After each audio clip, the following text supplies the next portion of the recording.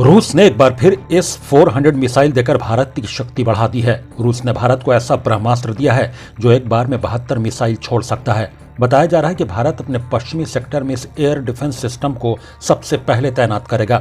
Fighter aircraft और लंबी दूरी की क्रूज मिसाइल को मार गिराने वाले S-400 air defence missile system की आपूर्ति रूस ने भारत को शुरू कर दी है।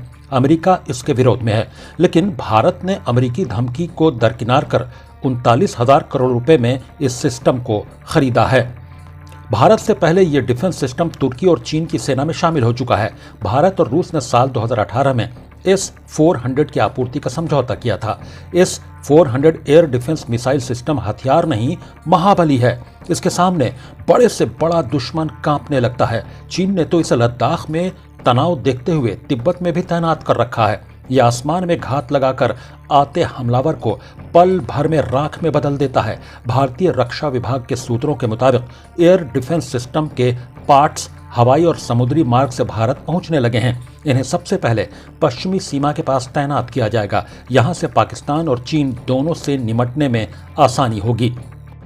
S-400 एक बार में एक साथ 72 मिसाइल छोड़ सकता है। इसकी सबसे खास बात यह है कि इस एयर डिफेंस सिस्टम को कहीं भी ले जाना बहुत आसान है। -50 डिग्री से लेकर -70 डिग्री तक तापमान में काम करने में सक्षम इस मिसाइल को नष्ट कर पाना दुश्मन के लिए बहुत मुश्किल है। इसकी कोई फिक्स पोजीशन नहीं होती, इसलिए इसे आसानी से डिटेक्ट नहीं कर सकते हैं। जानकारी के मुताबिक S-400 मिसाइल सिस्टम में 4 तरह की मिसाइल होती हैं, जिनकी रेंज 40 किलोमीटर, 100 किलोमीटर, 200 किलोमीटर और 400 किलोमीटर तक होती है। यह सिस्टम 100 से लेकर 40,000 फीट तक उड़ने वाले हर टारगेट को पहचान कर नष्ट कर सकता है। भारत और रूस ने अक्टूबर 2018 में 39,000 करोड़ रुपए कीमत का S-400 की आपूर्ति का समझौता किया था। इसके पहले 400 किलोमीटर तक हवाई सुरक्षा मजबूत करने के लिए भारत को 5 स्क्वाड्रन की आपूर्ति की जाएगी।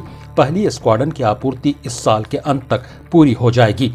आपको बता दें कि शीत युद्ध के दौरान रूस और अमेरिका में हथियार बनाने की होड़ मची हुई थी। जब रूस अमेरिका जैसी मिसाइल नहीं बना सका तो उसने ऐसे सिस्टम पर काम करना शुरू किया जो इन मिसाइलों को टारगेट पर पहुंचने के पहले ही खत्म कर दे। यहीं से आगे चलकर S-200, S-300, S-400 अब सबसे आधुनिक S-500 जैसे डिफेंस सिस्टम का जन्म हुआ। इससे पहले अमेरिका ने कहा था कि अगर भारत इस सबसे आधुनिक रूसी डिफेंस सिस्टम की डिलीवरी लेता है तो उसे काटसा प्रतिबंधों का सामना करना पड़ सकता है।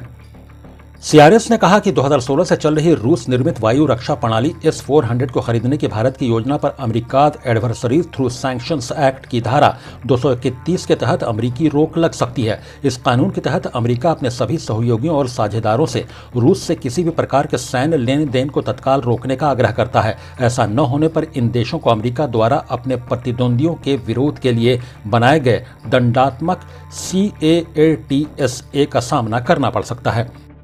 S-400 की आपूर्ति के साथ ही अब भारत पर अमेरिकी काटसा प्रतिबंध का खतरा मंडराने लगा है। दरअसल अमेरिका ने कहा था कि अगर भारत इस सबसे आधुनिक रूसी डिफेंस सिस्टम की डिलीवरी लेता है तो उसे काटसा प्रतिबंधों का सामना करना पड़ सकता है। अमेरिका में ये मांग तेज हो रही कि भारत पर यह बैन न लगाया जाए।